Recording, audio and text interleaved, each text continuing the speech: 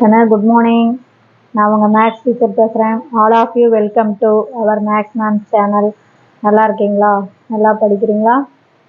இன்றைக்கி நம்ம பார்க்க போகிறது 12th 5th chapter analytical geometry. அதில் எக்ஸசைஸ் 5.4 4th சம் பார்க்க போகிறோம்.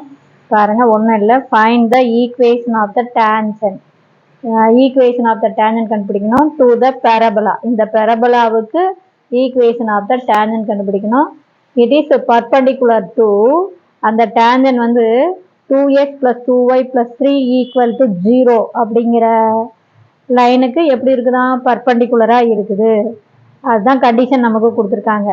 நம்ம கண்டுபிடிக்கிற டேன்ஜென்ட் இந்த கோட்டுக்கு பர்பண்டிகுலராக இருக்குது. அப்போ இந்த கோட்டுடைய பர்பண்டிகுலர் ஃபார்ம் தான் நமக்கு டேன்ஜென்ட்.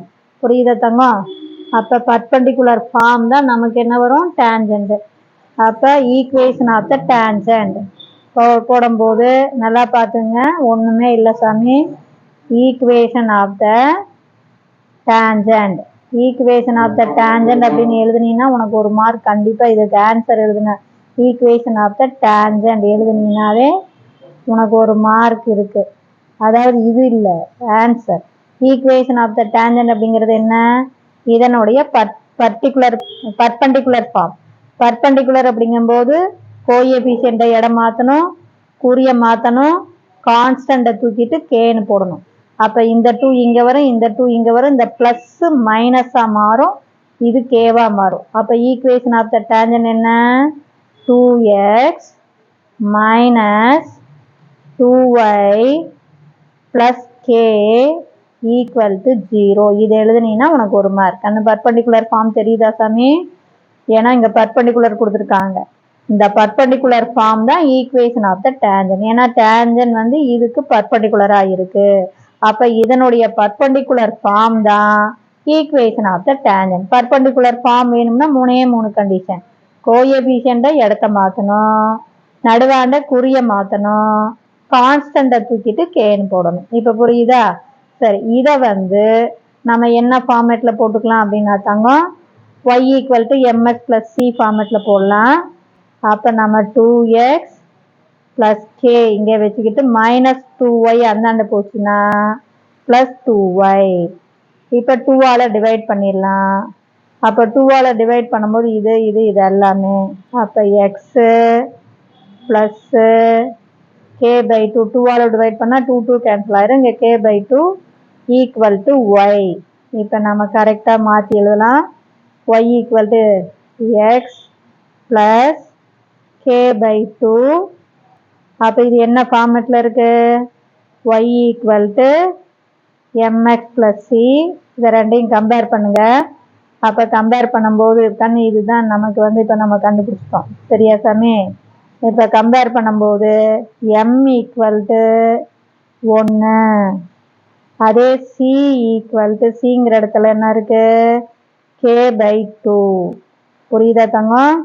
நல்லா பார்த்துக்கோ. Equation of the tangent perpendicular form எழுதுனீங்கன்னா ஒரு மார்க்கு, எம்மும் சியும் கண்டுபிடிச்சிட்டிங்கன்னா ஒரு மார்க்கு. அடுத்தது நம்ம பெரபோலாவை எழுதலாம். நம்ம கொடுத்துருக்கிற பெரபோலா ஈக்குவேஷனை நம்ம என்ன கொடுத்துருக்காங்க பாரு. y² equal to 16x. அப்போ இது y² equal to 4 into 4 into x. இது என்ன ஃபார்மேட்டில் இருக்கு? y² equal to 4ax. இதை கம்பேர் பண்ணி a equal to 4 அப்படின்னு கண்டுபிடிச்சிக்கிட்டோம். இப்போ புரியுதா தங்கம்? ஈக்குவேஷன் பாரு, பர்பண்டிகுலர் ஃபார்ம் லைன்ல இருந்து பர்பண்டிகுலர் ஃபார்ம் எழுதுனீங்கன்னா அதுதான் ஈக்குவேஷன் ஆஃப் த டேன்ஜென்ட். அது y equal to mx plus c ஃபார்மேட்டில் எழுதி எம்மும் சியும் கண்டுபிடிச்சிக்கோ. பெரபோலாவை 4ax ஃபார்மேட்டில் எழுதி a கண்டுபிடிச்சிக்கோ. இப்போ கண்டிஷன் ஃபார் டேன்ஜென்ட் இவ்வளவுதான், ஒன்றுமே கிடையாது. பெரபோலாவுக்கு கண்டிஷன் ஃபார் டேன்ஜென்ட் அப்படின்னு ஃபார்முலா எழுதுனீங்கன்னாக்கன்னு ஒரு மார்க் இருக்கு. c equal to a by M.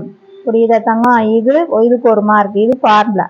அப்போ சிக்கு பதிலாக தங்கம் k by 2 equal to a வந்து 4, டிவைடட் பை m வந்து 1, அது போடாம கூட போடலாம். இந்த 2 மேலே கொண்டாந்துரு. அப்போ நமக்கு என்ன வந்துடும்? k equal to 4 2s are 8ன்னு வந்துடும். இதை கொண்டாந்து தபார் ஈக்குவேஷன் ஆஃப் த டேஞ்சன்ல சப்ஸ்டிட்யூட் பண்ண.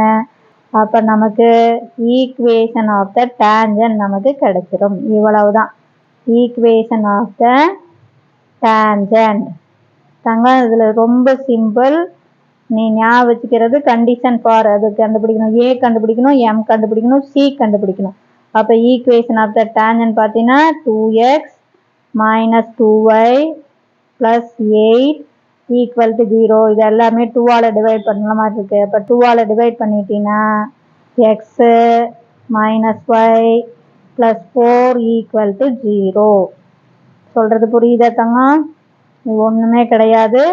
பாரு, இந்த பெரபலாவுக்கு டேஞ்சன் கண்டுபிடிக்கணும். அந்த டேஞ்சன் இதுக்கு பர்பண்டிகுலராக இருக்குது. அப்போ பர்பண்டிகுலர் அப்படின்னா இந்த கோட்டோடைய பர்பண்டிகுலர் ஃபார்ம் எழுதணும்னா அதுதான் ஈக்குவேஷன் ஆஃப் த டேஞ்சன்.